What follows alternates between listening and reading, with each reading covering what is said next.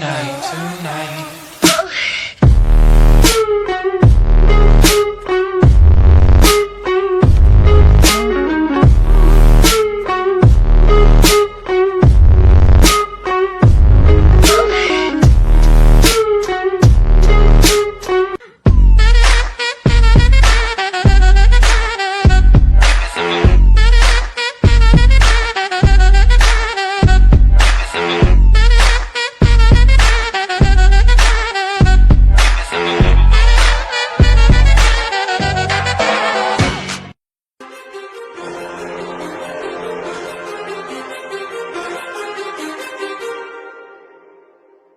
Too many thoughts on my mind, I can't sleep at night, so I just keep writing. I don't need no help, I don't need opinions, so don't waste my time then.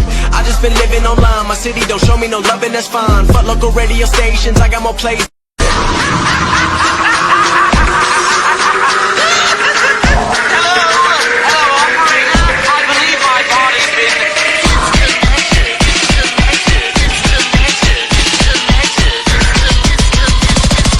Why so serious?